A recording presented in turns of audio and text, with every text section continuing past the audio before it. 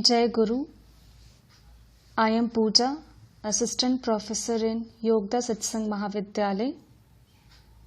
Hello students.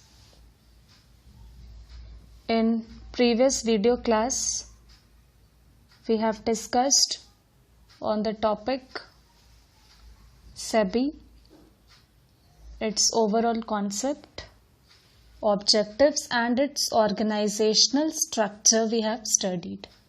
In today's video class, you will be able to understand on the topic functions of SEBI.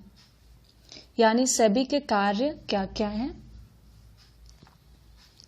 So pay attention to this topic. Listen very carefully and try to understand.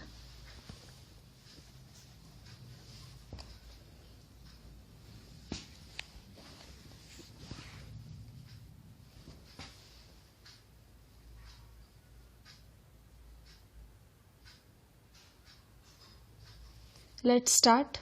Functions of SEBI यानी SEBI के कार्य क्या क्या हैं. So we will see one by one. Let's see. The functions of SEBI are as follows. Number 1, regulating the business in stock exchange and any other securities market.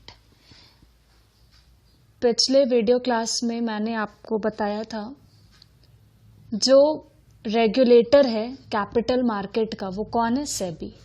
जैसे banks का regulator RBI है, उसी तरह capital market का regulator कौन है. सेबी है. ठीक है. तो सेबी एज अ रेगुलेटर क्या करेगी, रेगुलेट करेगी स्टॉक एक्सचेंज के बिजनेस को और जो भी सिक्योरिटीज मार्केट है उसको भी वो रेगुलेट करेगी. क्लियर है.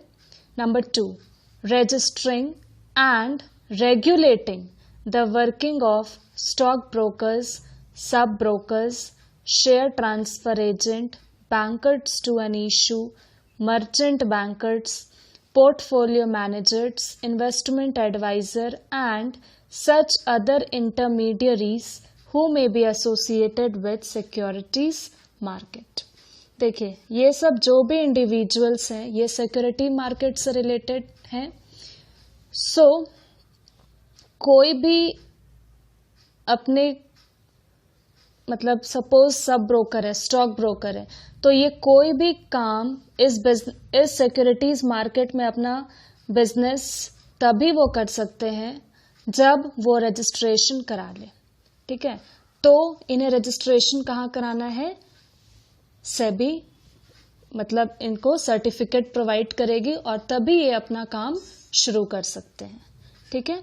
तो फर्स्ट हो गया रजिस्ट्रेशन और दूसरा हो गया रेगुलेशन. तो उसके बाद रजिस्ट्रेशन के बाद टाइम टू टाइम सेबी जो है ये सब इंडिविजुअल्स का रेगुलेशन भी करती है, यानी देखती है कि वो सारे रूल्स एंड रेगुलेशंस को कंप्लाई कर रहे हैं या फिर नहीं. क्लियर. नेक्स्ट,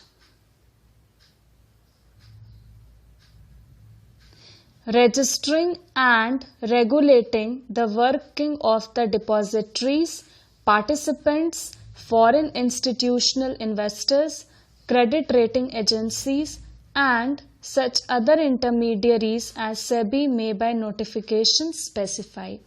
अभी पॉइंट नंबर 2 में हम लोग ने पढ़ा जो इंडिविजुअल्स का रजिस्ट्रेशन था जो सिक्योरिटी मार्केट से रिलेटेड थे. अब हम लोग क्या पढ़ रहे हैं, रजिस्ट्रेशन किसको कराना है, आर्टिफिशियल पर्सन को. जैसे आपका डिपॉजिटरी एक कंपनी का फॉर्म है, पार्टिसिपेंट्स हो गए, फॉरेन इंस्टीट्यूशनल इन्वेस्टर्स हो गए, क्रेडिट रेटिंग एजेंसीज भी आपका आर्टिफिशियल बॉडी है जो बेसिकली सिक्योरिटीज का क्या करती है, कंपनी का सिक्योरिटीज को रेटिंग करती है वो. तो ये सब कोई भी ऑर्गेनाइजेशन फंक्शंस को अपने बिजनेस को स्टार्ट करने से पहले इन्हें सेबी के पास रजिस्ट्रेशन कराना कंपलसरी है और जब सर्टिफिकेट प्रोवाइड हो जाता है बाय सेबी तभी वो अपना काम शुरू कर सकते हैं. रजिस्ट्रेशन भी करती है प्लस वो रेगुलेट भी करती है ये सब सारे ऑर्गेनाइजेशंस को. ठीक है. और दूसरे इंटरमीडियरीज भी हो सकते हैं जो सेबी नोटिफाई करी अगर कर दी है तो वो भी पावर है, उस ऑर्गेनाइजेशन का भी रजिस्ट्रेशन और रेगुलेशन वो करेगी। क्लियर है? Next, promoting and regulating the self regulatory organisations. Self regulatory organisation यानी स्वतः विनियामक संगठन जो है, इसे भी वो प्रोत्साहित और आपका नियमन करती है, रेगुलेट करती है। ठीक है। Next, promoting investors education and training of intermediaries of securities market. देखिए, इन्वेस्टर्स का क्या क्या राइट है, ठीक है, वो भी उन्हें जागरूक करने का काम कौन करती है? सेबी। जैसे सपोज फॉर एग्जाम्पल कैसे वो प्रमोट करती है, कैसे अवेयर करती है, जैसे वो time to time seminar organise करवाती है।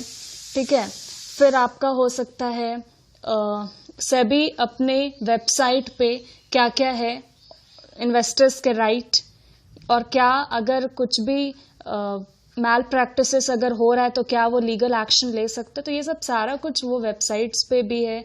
आपका एडवर्टीजमेंट के थ्रू वो जागरूक करती है, फिर आपका सेमिनार ऑर्गेनाइज कराती है। तो this are the way of awaring the investors. ठीक है। और दूसरा क्या है? Training of intermediaries of securities market.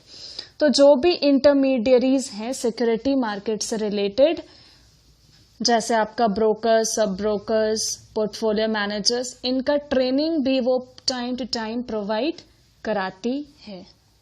Clear? Next, prohibiting insider trading in securities. अगर कुछ भी मैल प्रैक्टिसेस, कुछ भी प्रॉफिट इन्वेस्टर्स का बाय फ्रॉड अगर कुछ ऐसा हो रहा है, तो फिर वो भी प्रोहिबिट, वो सब कौन देखती है? आपका सेबी देखती है, उसे रोकने का काम वो करती है। Next, calling for information, undertaking inspections, conducting inquiries and audit of stock exchange, mutual fund, intermediaries and self regulatory organisation. देखिए, अगर सेबी को लगता है कि उसे कुछ प्रॉपर इंफॉर्मेशन चाहिए, ठीक है, तो वो इंफॉर्मेशन लेने का राइट भी रखती है। किससे? जो भी सिक्योरिटीज मार्केट है, ठीक है, स्टॉक एक्सचेंज है, म्यूचुअल फंड है, और जो भी इंटरमीडियरीज जो सिक्योरिटी मार्केट से रिलेटेड है। ठीक है। तो इंफॉर्मेशन अगर उसे चाहिए अपने सेटिस्फैक्शन के लिए, प्रॉपर इन्वेस्टिगेशन के लिए, तो वो राइट है। फिर आपका इंस्पेक्शन, यानी वो इन्वेस्टिगेटिंग ऑफिसर को भेज के वहां प्रॉपर इन्वेस्टिगेशन करा सकती है। और ऑडिट, आपका ऑडिट कौन कराता है? ये सब stock exchange, mutual funds, self regulatory organisation, intermediaries जो भी है, ये सब का ऑडिट भी कराने का राइट जो है वो सेबी के पास है। क्लियर है? Next, number 7, levying fees and other charges for carrying out the purpose of SEBI Act and regulation made thereunder। और जो भी सपोज ऑडिट अगर वो करवा रही है सेबी सिक्योरिटीज मार्केट का, या फिर कुछ भी वो कंप्लाई नहीं किया, उसमें वो कितना फीस लगना है, कितना पेनाल्टी लगना है, ये सब चार्जेस लेवाई करने का वो भी राइट जो है वो किसके पास है? सेबी के पास है। ठीक है। तो ये आपका फंक्शन हो गया सेबी का, कि what are the various functions of SEBI. और जो भी फंक्शंस अभी जो हम लोग ने पढ़ा, वो आपका सेबी एक्ट 1992 के सेक्शन 11 में ये सब सारे फंक्शंस को दिया है। तो आप अगर एग्जाम में ये क्वेश्चन आता है तो you can start by writing this, कि section 11 according to SEBI act 1992 के सेक्शन 11 के अकॉर्डिंगली ये सब सारे फंक्शंस हैं of SEBI. Clear? I hope you have understood what are the functions of SEBI. In the next video class, I'll be explaining you on the topic what are the roles of SEBI. Thank you. Jai Guru.